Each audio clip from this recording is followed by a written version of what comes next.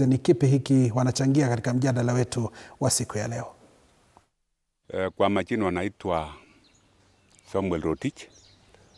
Mimi ni mkaaji wa Kericho County. Na mimi naimiza serikali ya kwamba ni heri wafanye early screening.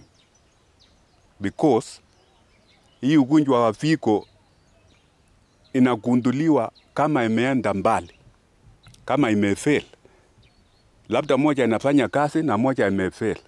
Siku inagunduliwa ni kitu ambaye imeenda zaidi na inachangia pia na ugonjwa wa diabetes, kitu kama sukari. So I request the government to make early screening. Early screening na pia iwekwe katika orodha ya magonjwa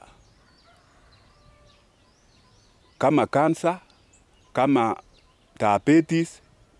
Hili serikali achukue jukumu ya kutibu watu free. Shida ni pesa. Mtu akishagundua kwamba iko na ugonjwa wa figo, the problem is finances ya kuweka ngine. Mtu anasafiri mpaka India kuwekwa figo. That is a very big problem. So kama inawezekana katika SHA itibu magonjwa hii matatu: ugonjwa wa sukari, ya diabetes, figo na cancer. That is the challenge. Ukishasikia mwili sio mzuri,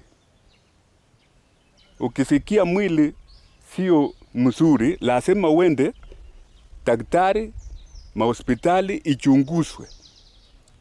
Ikishapatikana ya kwamba figo imeanza kushikwa na ugonjwa, kuna madawa ya kutibu. So mimi naimiza watu katika mashanani ya kwamba ni heri muende kwa daktari. Msitumie dawa nyumbani ya painkiller ukisikia mwili sio mzuri. Lazima uende check up ijulikane ya kwamba umeugua ugonjwa wa figo. Na hizo ni hisia za mkaazi kutoka Kericho akizungumzia gharama ya magonjwa mbalimbali, figo, mgonjwa wa figo ukiwa mmoja wao. Na hivi sasa madaktari, nianze nawe Daktari Nyongesa.